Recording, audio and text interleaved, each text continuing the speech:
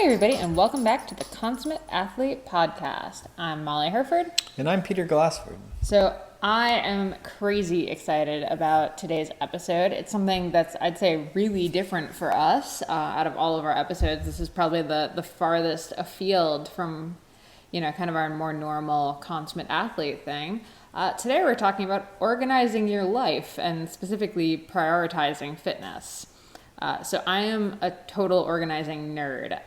In the episode, I talk a bit about it, but one of the first books I remember reading was called Getting Organized. The other one that I read the year before that was called Help, I Have to Study. And it was all about how to organize your school life, which might have been excessive for a second grader. But I was super into it, so I was probably the only second grader with an agenda. I also remember one of the books I read talked about how to organize your fitness life by using index cards. So you could have 8 index cards that said 1 cup of water. And every time you drank the cup of water, you would move the index card to the next day's file. Or do 20 sit-ups or something like that. You'd move it to the next day's file. So I was probably the only 8-year-old that had that index card system. It seems a little odd. I was a weird kid. Is that system in the books that we're talking about today? No, thankfully. That was a different book. Today, though, we are talking with a coach that works with David Allen, the author of Getting Things Done, which is the book on productivity. It's pretty much referenced by most books that are willing to reference other books, and then the other books just don't reference it, but are really just stealing ideas pretty much from that. Pretty much, yeah. If you haven't read it and you're into self-help books, which both Molly and I read, I guess, self-improvement books, I'll call them self-help books, I'll say it. But organization books, your different books like that you're trying to make your best self or, continuous improvement, that sort of stuff. So I've always been into that as well. And Molly, as she just said, has been trying to get organized and be her best self for the last 20 odd even years. Though she's perfect. Aww. So it's pretty impressive that we got I guess not impressive, it is impressive, but we're excited. I'm impressed, but so that we got Julie Ireland, who's works for the Getting Things Done Foundation, the company that is all the Getting Things Done. So she works with executives and individual people. Yep, she's been a senior coach there for 11 years now. She has a master's degree in public management from Carnegie Mellon, and she's actually also a huge fitness buff. She did Ironman, I think, if I remember. No. I made that up. You made that up. She had a client that did Ironman. Oh, okay. Yeah. But anyway, we decided this episode was super important because in a lot of the talks we've been giving, we have people asking us about how to fit fitness into their lives, and Peter runs into this all the time with his coaching. Yeah, that's pretty much, I wouldn't say it's all my job, but a lot of my job is to help people get motivated and then also fit it into family and work life, and trying to keep people, making little changes. And a lot of times we're all hard pressed to make changes. We got our routines, we don't like shifting things, and once you start adding spouses and kids and different things into that, it's pretty hard to make big changes where we can suddenly find an hour more, or an hour where there wasn't an hour. So I think this is a interesting podcast because we get into some of that and how to find that time and that motivation. Yeah, it's not really about finding a life balance. It's just about prioritizing the stuff that is important, which, for anyone listening to this podcast, I'd say has to be, some element of health and fitness and adventure that's getting prioritized in there to make you a happier, better, healthier person in general. And I think, we liked this book and then also talking to Julie because so much of our life is dealing with schedules and trying to coordinate when we're going where and, several different people's schedules all together at once and making sure that a workout still kind of fits in as a priority. Yeah. I think, one of the biggest getting things done things that I still stick to is the, making sure I'm not checking my emails constantly and having the alerts. And a lot of people still have alerts on their phones and, you might feel like you need to know it, but to me that's like, you're switching and getting, sort of distracted constantly. Smartwatches have probably made this a lot worse, and Garmin's that can have the notifications pop up on 100%, yeah. It's one of those things it's so hard to focus, but, that's, if you can just focus on riding your bike for an hour, then you're, practicing in a dedicated fashion, right? But if you right before you go out for your ride, you check your email and you see that like something's, the big presentation you did got refused and you got to redo it, then that workout's completely out the window. Oh my gosh, forget right before. Think about like with the smartwatch and the Garmin's that have notifications Sure. pop up. You're in Someone, the middle someone of your messages hill you and interval. tells you that you're a jerk, and you're just like, oh, gee, I'm a jerk, and I can't do my threshold intervals. I was going up this hill. But I mean, even if down. you were a jerk, if you just finish your threshold intervals, you're still a jerk at the end. But at least you did your threshold intervals. So. That's true. So. All right. Well, I don't think you're a jerk. That's okay. Anyway, enjoy the podcast with Julie. Hopefully you learned something. I know we absolutely did.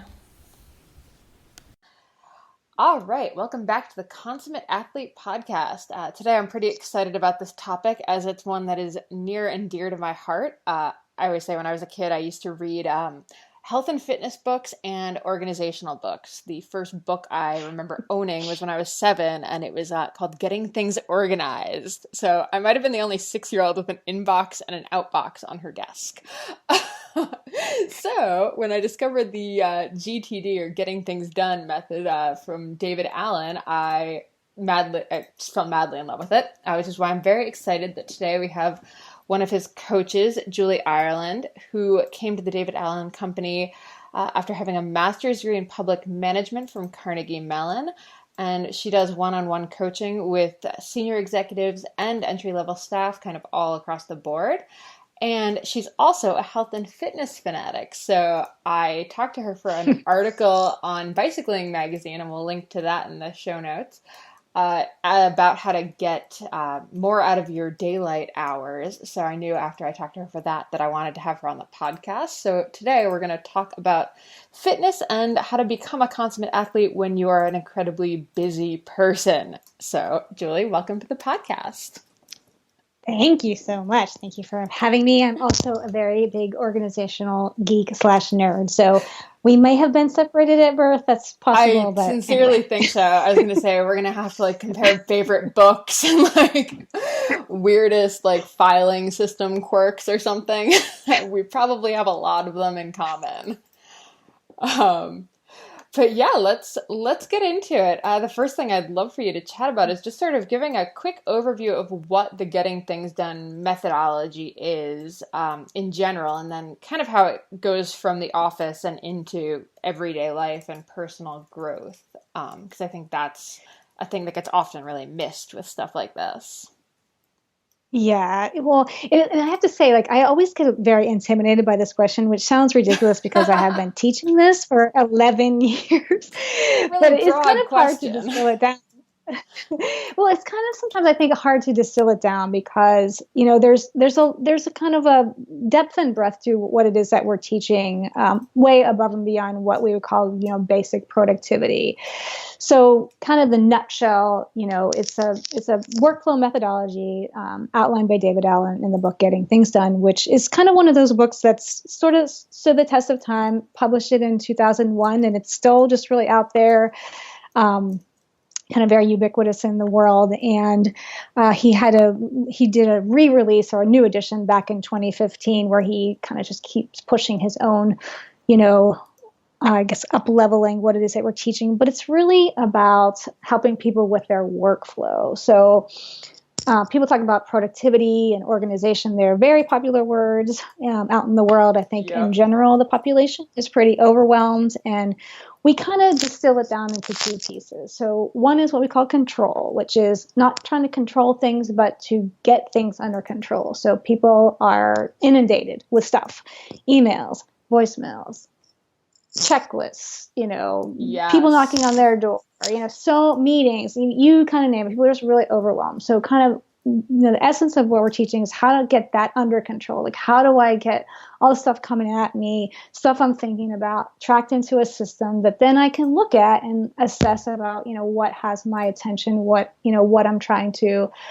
prioritize. And then the second piece is perspective. So perspective is, gosh, like, how do I create the space to think about things that are important? How do I create space to think creatively and strategically? I mean, so many people are walking around their brains are like these giant, to-do lists, giant kind of repository of things they need to do. And there's no space to be thinking about what's important to me. What do I value? So we're really helping people getting all that stuff tracked into a system so that the brain is more available to think about things than try to remind us about things. The brain is not a good reminder of things. It's good. It's designed to think about things. And, health and fitness is one of those things. So does that kind of give you like a little broad stroke? Yeah, for sure. And I have to say, I recently reread the Getting Things Done book, the new edition, which was great because it sort of touches on technology has obviously changed quite a bit since 2001, right? Like even just the internet, yep.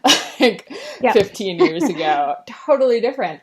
But I think what I love about Palm it is... Pilot. Don't forget about the Palm Pilot. Oh my gosh, yeah, there's so much in there about Palm Pilots and like your Rolodex.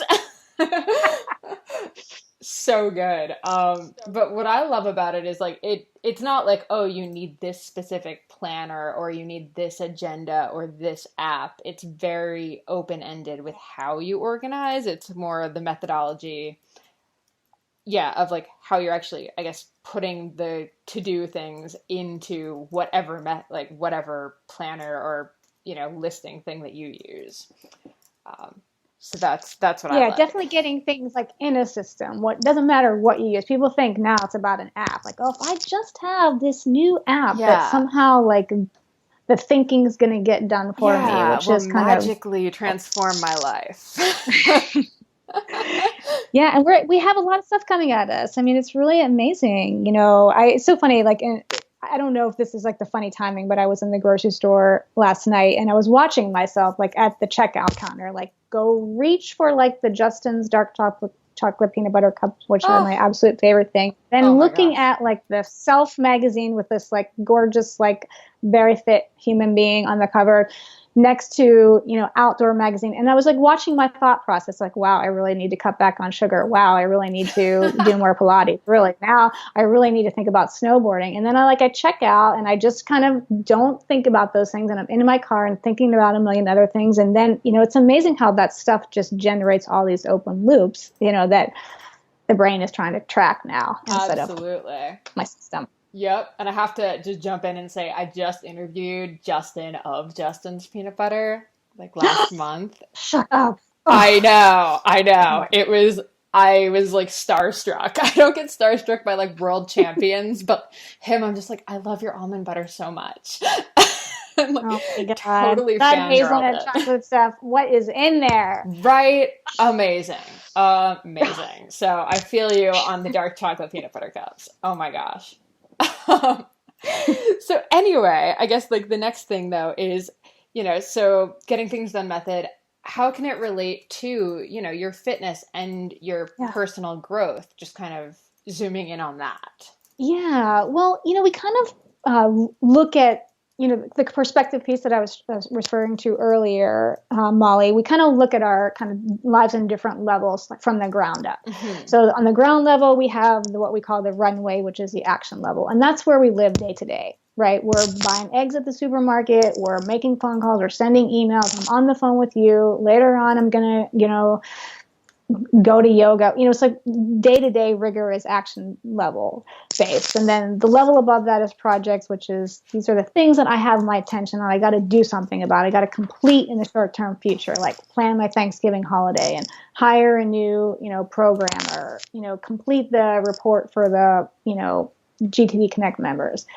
And then the level above that is what we call areas of focus. And they're kind of the broader areas in our lives that we that are important to us, like our career and our money and our relationships and our health and things like that. So it really, we look at, health and fitness as an area of focus. And, how do we, it's like slowing things down periodically to do a check-in, like how am I doing with my health and fitness? Most people, what happens is they just think about it, but they don't, externalize their thinking about it. So it kind of sits as this constant open loop around like, wow, I really should lose weight. I really should exercise more. I really should fill in the blank. So, in terms of, what we teach and, big part of what I focus on in coaching is, what does that area of focus mean to you? And what needs to happen for you to be, as David Allen would say, appropriately engaged with it? Oh, I love So, that. That's perfect. And that just made me think about like, you talking about the Seeing Outside magazine and being like, oh, snowboarding, awesome. Uh, like the whole concept of the consummate athlete, like we talk about all these different sports in, some of our episodes. So we just did one on, Krav Maga, but like I'm not gonna just because I heard it and I'm super inspired by it. Now I need to actually remember to like look into Krav Maga classes near me and book it yeah, and put yeah, it on right. Like there. it's the open loop that perpetuates until you write it down or, get it out of your head somewhere so that then you can Exactly. make a decision about it. Yes. And I mean, same with, just like what, losing 20 pounds, right? Like you can put that as your goal, but unless that's broken down into, kind of reasonable planned steps, it's just going to be this kind of amorphous like thought that's just kind of hovering behind you when you're walking, right? Yeah, and that's what happens. We're all walking around with these like funny, mismanaged, agreements with these areas. Like, yeah, what does it mean to be healthy? What does it mean to have my finances on track? What about my career? It's like all that Yes. stuff just kind of swarms around and like, it's like sort of in this land of, abstract until we externalize our thinking around it. Absolutely. So I know health and fitness is, one of your passions. So what's your, I guess, method of choice? How did you get into finding that passion? Well, it's so funny. I was like, what's the backstory? Well, I don't know how far back we want to go, but I will go back as far as like, I was a kid that never exercised. Like my parents were super brainiacs and I just never, like, I didn't ride a bike. I really was like, just like, the bookworm nerd. Oh my And God, we so, are the same person. It's amazing. so I remember going into college and I was like, I was like, I put on weight in college and I was like, wow, maybe I should exercise. And I can remember, so here I'll date myself, late 80s, like everyone's doing aerobics. And I went to my first aerobics class and I literally could not get out of bed for 3 days because I had never done anything. I couldn't even dry my hair. But at the same time, I was like, oh my God, I just loved it. And I swear I was like just hooked. And I just realized like I'm one of those people, like my body needs to move and, I love to move. And so I just have evolved this for myself, basically since then. And, I think GTD has been a big part of that because I used to be uber like rigorously disciplined. So I remember living in San Francisco. I would get up at 4 in the morning so that I could get on the bus by 4:30 so that I could be in the pool by 5 a.m., so I could make sure I had a lane before, people got there. And I just had that rigor. And then just at some point I was reviewing all this stuff and I was like, wow, like this isn't fun for me anymore. It really Yep. was like exercise for the sake of exercise. It's so funny. Even sitting here talking about it, I can like feel my like bleh. Yep. So I had that opportunity to really look at, what being healthy and fit means to me and what do I want to do about that? And I have just, I've sort of gotten onto a different track now, doing more yoga, doing more Pilates, doing more bike riding, doing more walking, doing more just dancing, like things that are really fun for me. And now like exercise is just, it's not a chore anymore. It really is just, whatever is fun for me. Hmm. I love that. And I think that goes actually back to, kind of our idea of the consummate athlete thing. Because we started it because we were both like, oh, like we really want to be able to, be in a shape where we can jump into a dance class and, handle Yeah, ourselves yeah. and not be, dying or, doing all of these things and not just being kind of, the one-dimensional athletes that, I think both Peter and I once were, or I guess I was Hmm. three-dimensional because I did triathlon, but it was three very rigid dimensions. Yeah, I can really relate to that. And it's fine. There's nothing wrong with that. Like I have a lot of friends that Totally. are like crazy CrossFit junkies. I mean, they are like bad, excuse my language, ass. I'm sure you're gonna have to edit that. It's like, they love it, and I kind of drive past the CrossFit and I go CrossFit gym and I just go, oh, please don't make me go in there. Yep. Yes, absolutely. Um, awesome. I love that so much. So, kind of bringing it to a broader perspective again. So, when you do work with people, and I mean, I know you generally work with, more executive type people in their business sense, but I mean, I guess first of all, do you find when you're working with people that you do end up addressing kind of that health priority? Absolutely. I always kind of have this joke. It's like, if I had $1, for every time, like one of the exercises I'll have clients do right away, Molly, is what we call a mind sweep. So like Mm-hmm. having them like a legal pad and just like really like write everything down that occurs to you, so I can kind of get a sense of what's like rattling in that round in their brains. And I'm not kidding you. Every single client since 2005, when I started teaching this, put exercise on that list. And it's so, really is, what it is that we're teaching, it really is. It's like people's lives are so integrated now. It's Yes. rare, that people have like this 9 to 5 job. I mean, I'm sure that exists, but it's like most people, it's like, it's all integrated, and, work-life balance. And, once again, it's like, it's all gets woven into,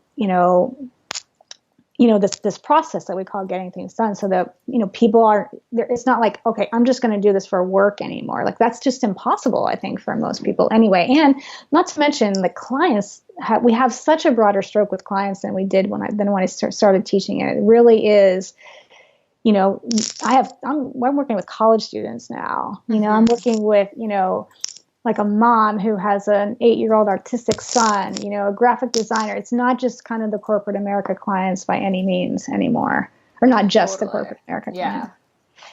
Yeah, so once they do the mind sweep and you see exercise on there, what have you found, like, as you're talking through it, like, what are the main, like, barriers to actually getting to that exercise for most people? Like, what's the blockage happening?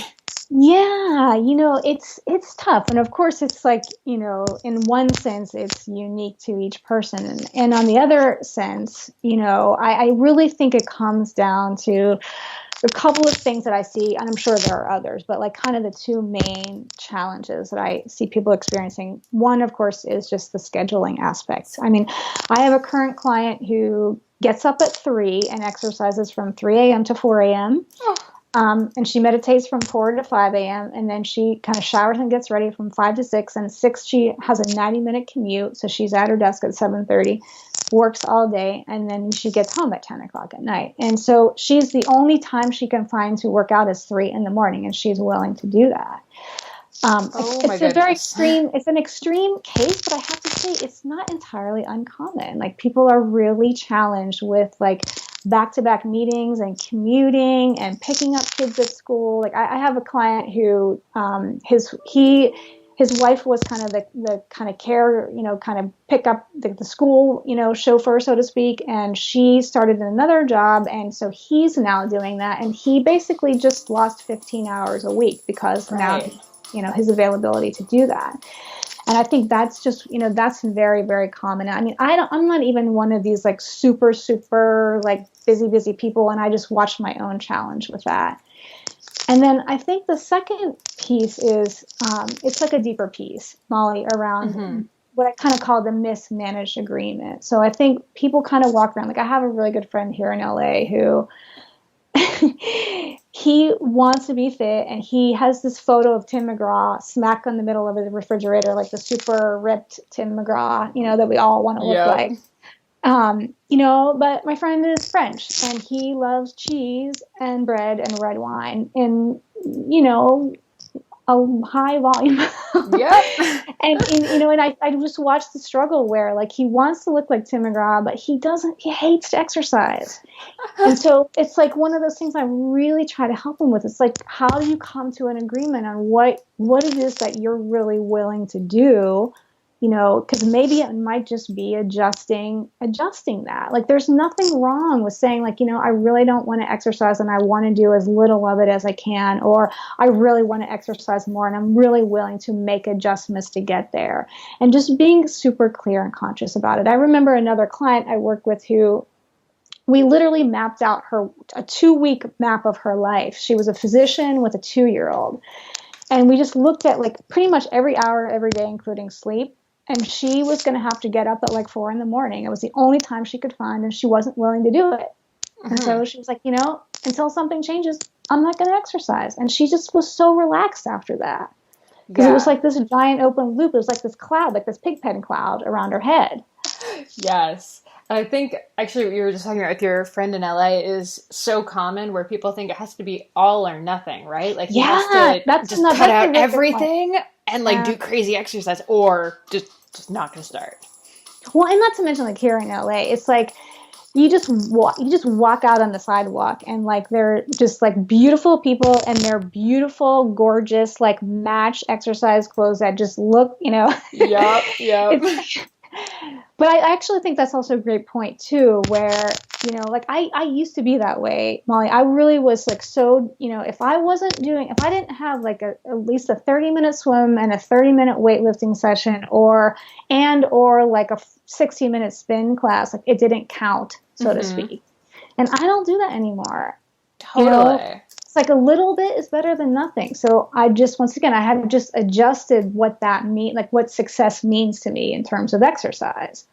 Yes, I love that. Yeah, for me, it means like every day on my to-do list, the thing just comes up as move. And, I stopped like focusing on what that's going to be. It could be 3 hours, it could be half an hour, it could be 20 minutes, whatever. Just like, as long as I can tick that box, we're good. Yeah. It's really true. Like I mean, I think just being clear inside about, what that means and not walking around with that, like, I should be doing this or I feel guilty or whatever. I think that takes more energy, I think, than anything. Totally. Yeah. So, I mean, it's kind of backing up a little bit, but obviously being healthy and getting in that exercise, like, you have it on the list. So, like, if you can get it in, awesome. How have you seen it like end up, kind of helping people beyond just their fitness? So I know for me, like if I move, my work is better. Yeah. I'm a much more functional person talking to you on the phone right now, etc. Well, like I'm 0% a subject matter expert in terms of that question. But what I've seen, I guess, I'm including my own experience where when I exercise, I feel better. I sleep better. I make better food choices. I'm not like, believe it or not, like I am not we talked about the books and stuff. I'm not a big book reader, but I have these key books that are really, been kind of pivotal for me. And one of them, along with Getting Things Done, is, it's called The Power of Habit by Charles Duhigg. I don't know if you ever love it. Love it so much. Yeah. So he's super big GTD champion. And when he came out with that book, he did a lovely interview with David interviewed him. And, he talks about keystone habits in that book. And I really love that. So like his concept of that is keystone habits are habits that we do consistently that really tend to help all of our areas. So exercise is one of them. The GTD weekly review. So once a week, we sit our butts down in the chair and we really just review all of our commitments, either recommit to them or renegotiate them. It's like it just has this ripple effect across the board. Yeah, no, absolutely. And I think actually David Allen has the GTD podcast, and I think the Charles Duhigg one is on there, if I remember correctly. Yep. Yeah, I definitely listened to that while I ran. I tend to listen to just like productivity podcasts when I'm out running because it makes me feel much better about my run and feel really smug by the time I get in. Love that. That's earned smugness. Exactly. I'm like, I improved my brain and I got in a run. I'm so good at this. And then of course I read like a trashy fiction novel, but that's fine. Hey, whatever makes it fun. Exactly. It's like my junk food reading. Yeah. But we won't go into what mine is because, I would be too full of shame to share that in public.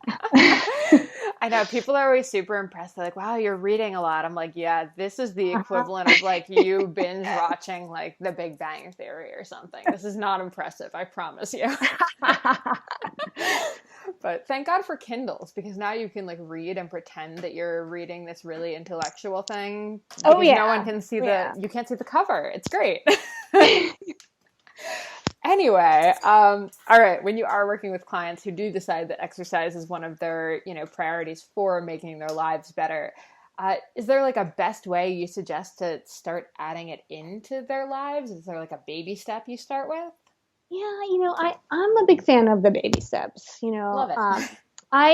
once again, I think it's kind of different for everyone, because I think some people are just wired to, like, I'm going to sign up for a triathlon or a 5K or something like that, and that's going to, kind of push me. And some people really more like, I remember working with a client where she was like, I'm just gonna go buy a pair of running shoes. Like that was like the little, like, most microscopic step that she could take. I kind of go back to, I guess one of the things that occurs to me is Charles Duhigg, where he talks about this kind of 3 steps into a new habit. So he calls it the cue, the process, and the reward. So having the cue, which is like either having it scheduled, so something that you have on your calendar that you can see. I love David Allen says, I just have to put my costume on, or he's like, I got to put my costume out. So he puts his, like, running shorts out, and so he sees it. And then the process, like, what am I going to do? Like, sometimes I think people get stuck because they don't know what they want to do. Well, should I play tennis, or should I run, or should I swim? It's like, you kind of got to make a decision about what you're going to do. And then the reward, like, give yourself a reward. I think that's kind of a nice kind of like easy approach into things. And then sometimes, like, I go back to basic GTD, which is, our concept of projects, which is like, anything I have my attention on doing something differently about, that's going to take me more than one action step. So we kind of, I'm sure this, like, you're GTD geek like I do, totally. But for people that don't, it's like, we tend to think of things as like something we have to do. Like, I need to learn how to snowboard, or I need to, be better at yoga, or I need to learn to, reprogram my iTunes or whatever. It's like all these things we think of something we have to quote unquote do, but we treat them differently in GTD. So it's like, what's the outcome? And then what's the next action to move it forward? So I'm just such a big fan of treating things like, I want to get into an exercise regimen as a project. So that's the outcome. I want to, find a yoga studio to go to. I want to, have a more consistent tennis practice. Like, that's the outcome. Then what's the next action to move it forward? And just working that outcome action instead of like, quote unquote, this is something I need to do, can be really helpful. Does that make sense? Yeah, absolutely. So yeah, like, getting better at yoga is the project, and then the step is find a studio, like, go to a class once a week, start doing the 5-minute video, like, every morning. Like, instead of like, the project is something I have to do, like, that's what I'm going to complete. And then what's the baby step next action? Like, for example, I have a new project on my list, which is to strengthen my city bike riding endurance. So, where I live has become kind of this interesting bike community where they just painted all these wonderful bike lanes. And so people are, biking more and more, but there's also like the traffic, the people who are driving in cars that aren't used to that. And it kind of terrifies me.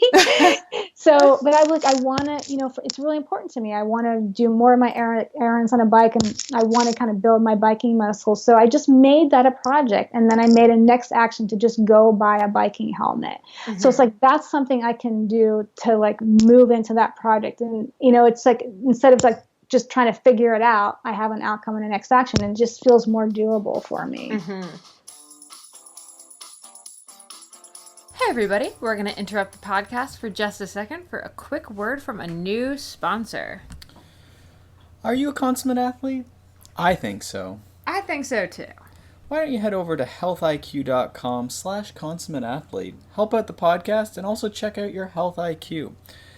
In addition to being a health insurance company, a life insurance company, Health IQ has a really great website. They have really cool articles that they're posting all the time on their own blog, and also just sort of their feed.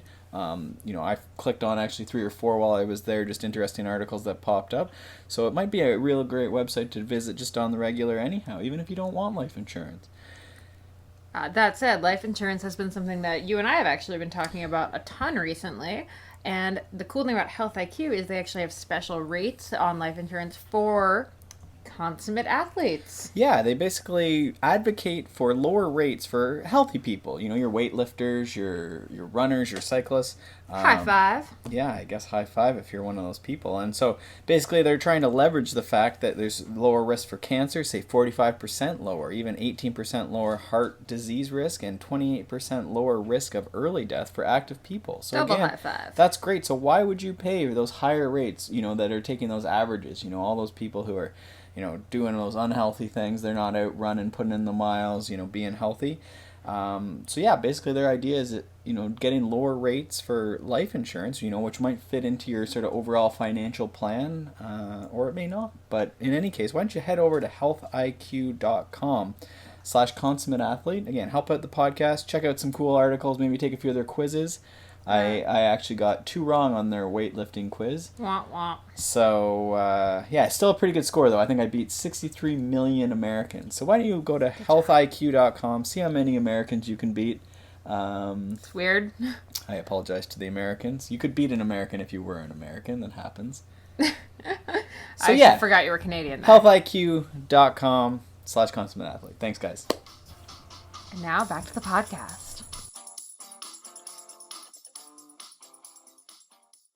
So actually, that reminded me, because you also mentioned the other, the woman who wanted to get into running, the first action is to buy shoes. How do you get beyond that first step of buying something? Because that's sort of your easy win, which is great. But then, now the hard part starts, right? Well, once again, you have to just break it down into next actions. Like, that's the only way. Because otherwise your brain gets stuck in, like, I've got to be a better runner.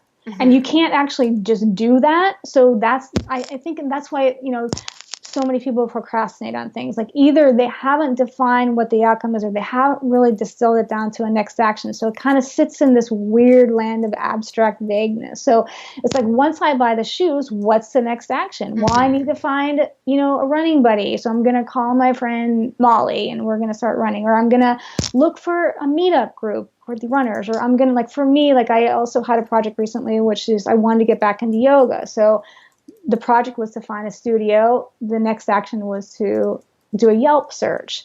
So breaking it down, it's just, projects are just one action step after another, not something we actually just sit down and do. Does that help? Yeah, it does. And then, eventually then it's like, okay, well, I'm going to walk around the block. Okay, now I'm going to jog around the block. Now, so on. Well, and we have to break it down, as microscopically as you need to. And then if there's resistance, then that's something, I love David. It's like once you name something, you own it, versus until you do, it owns you. So some people just have resistance. And it's like, well, what's that about? Sometimes just naming, why I'm stalling out is just, we got to get past that. Yeah. And I guess sometimes the stall is okay, I actually really hate running, and maybe I should, take up CrossFit or swimming or biking or any number of other things, instead of trying to stick with this one sport that I thought I should do, but I actually hate. Yeah. It's like what's the should, I think so many people have shoulds. I'm sure you understand around exercise and fitness, it really is, I think it's just very common. So, why should I? Why, why is this even important to me? Sometimes I think too, that can be a really helpful step, is to go to the why. I think doing something is great, but sometimes it's why does it matter?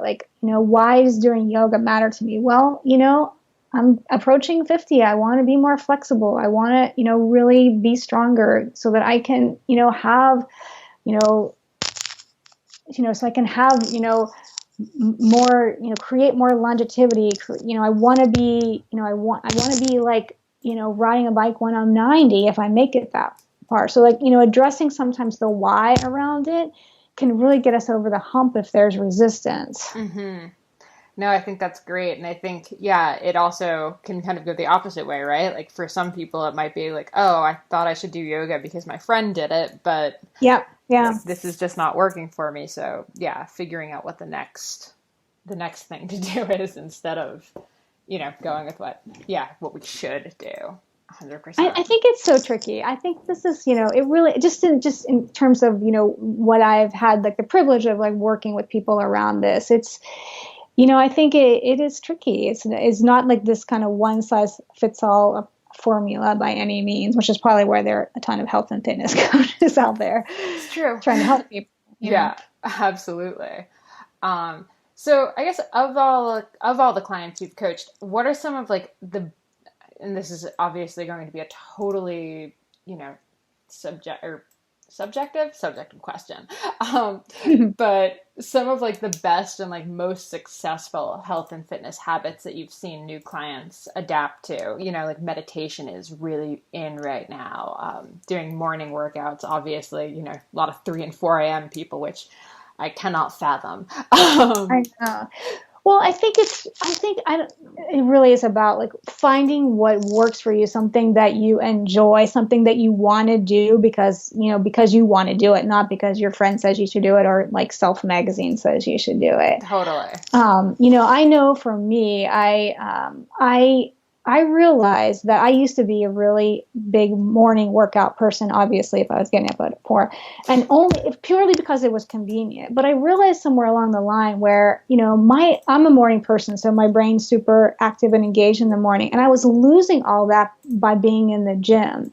So now, I preserve my morning from my super high level, like creative mental thinking, because that's what's available for me. And I work out at the end of the day, because that's when my body needs to move, even though it's less convenient for me. Like I loved it in the morning, but it really wasn't necessarily conducive to, optimizing my brain power, and my body doesn't really need to move in the morning. So I think it's also kind of looking at kind of all these different puzzle pieces to see how they fit together. So, I think more than anything, we kind of talked about this in the article, I think most people need to look at their schedules and really see when they can do it. Mm-hmm. It's like having that, like, in the hard edges of a calendar can be really, really helpful, because otherwise, like, the day just comes and goes, and then they're tired at the end of the day.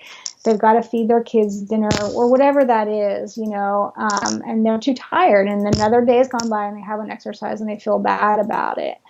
So yes. Like part of like what I encourage people to do in the weekly review is like look ahead. Like this is what I do in my weekly review. I look, I do my weekly reviews on Saturday morning. So I look at the week ahead and I go, okay, when am I going to fit exercise into this giant puzzle called my calendar? Mm-hmm. And I just stick it in there. So I see it. It's not like I can't renegotiate. I move stuff around all the time, but I do put it in there so that I can see it. Yes. For some people it's like, they don't have necessarily the discipline to do it on their own. So go, look into a coach or sign up for a class or get a buddy. Like I'm such a buddy, advocate. I love that though.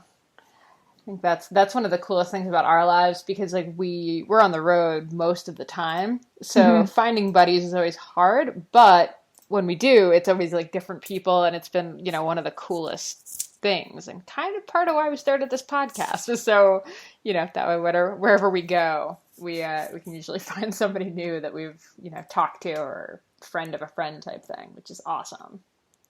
Yeah, I think like I just ask people questions like, when, what do you like to do, and when can you do it, and what's involved with that? Like, do you need to get a sitter? Do you need to move your meetings around? Mm-hmm. Just keep like asking questions and probing and making that all more conscious, I think is really helpful for people. I'm not quite entirely sure I answered your question, but hopefully. Do you have any, close enough. I have a lot of clients obviously who are, in relationships, have families and stuff. And I find like one of the biggest things that I have had success with is actually getting them to talk with their spouse and family mm-hmm. about those exercise goals.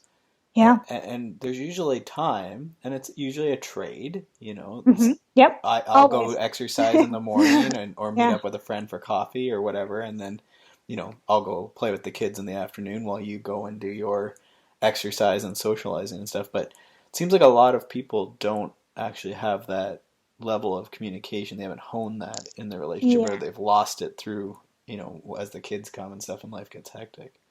Yeah, I think it's tricky. I think, one of the things that, fundamentally about getting things done is managing agreements, which we talked about earlier. And I think sometimes what happens, one of my coaching mentors, Steve Chandler, he talks a lot about expectations versus agreements. And expectations tend to kind of swim around like, well, you should understand that I need to exercise, or you should, come home when all these kind of expectations.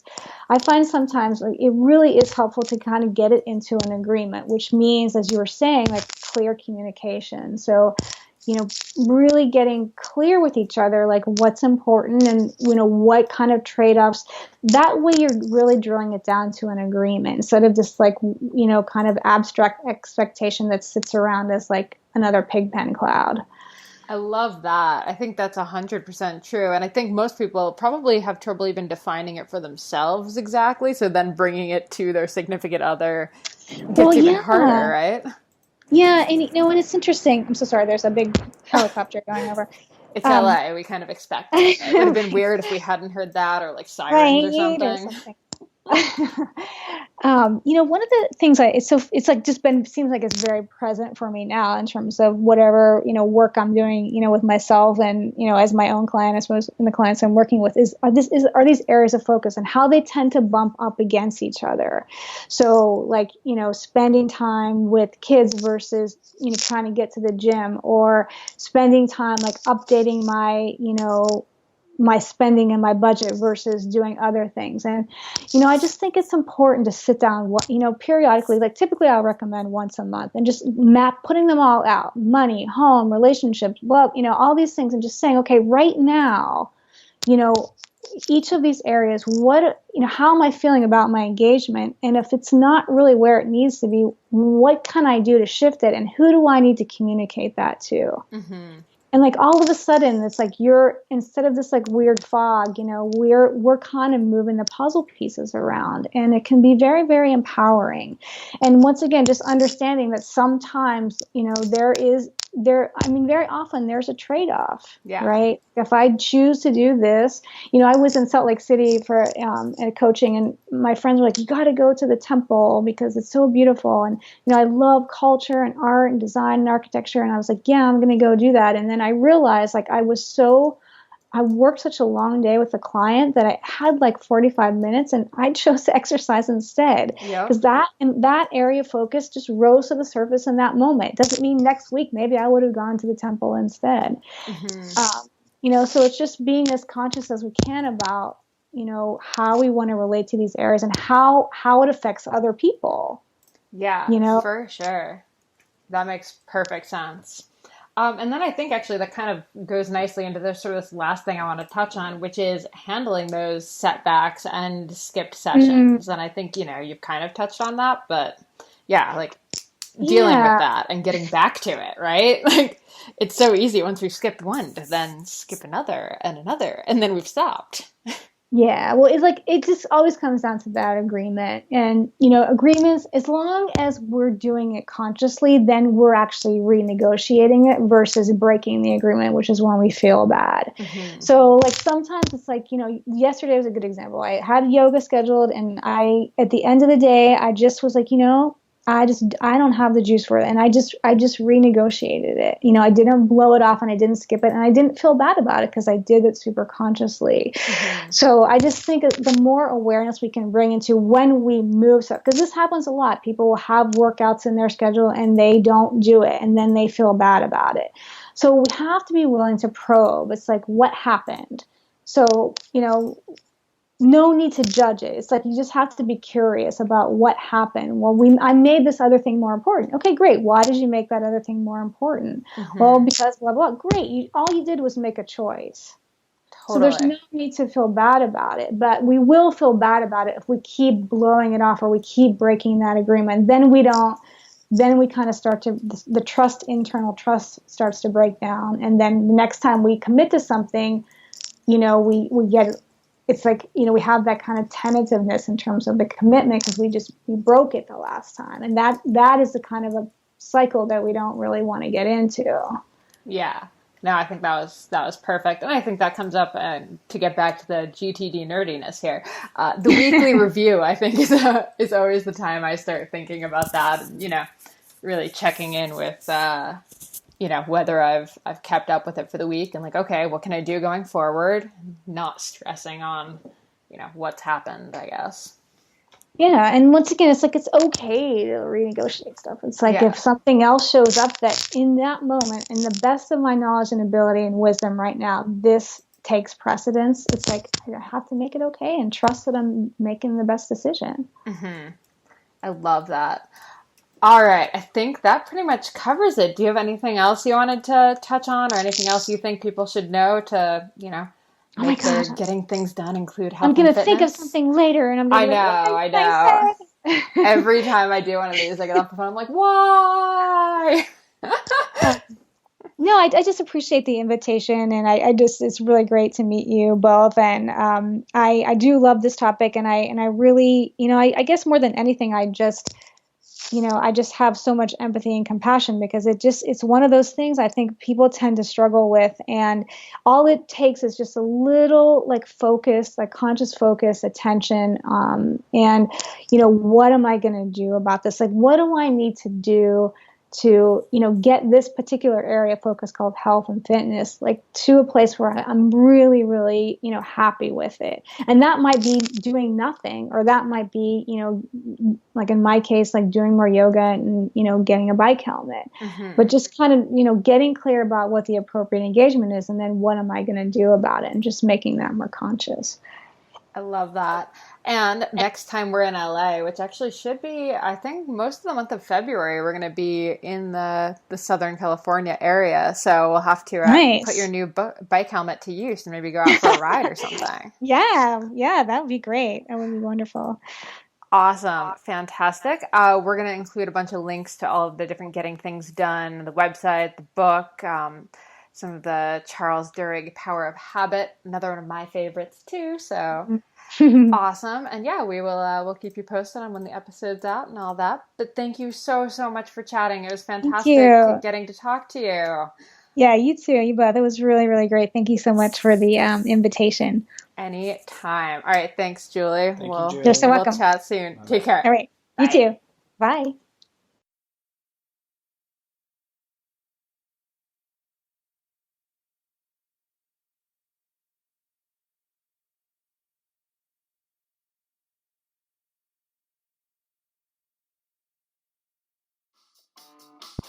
Thanks so much for tuning into the Consummate Athlete podcast.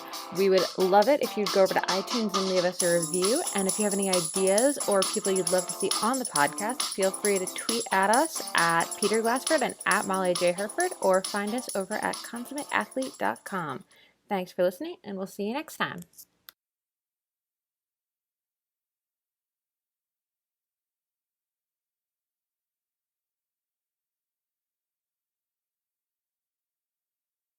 Just a reminder to head over to healthiq.com/consummateathlete to get your life insurance quote and find out how active people can get a good rate on their life insurance.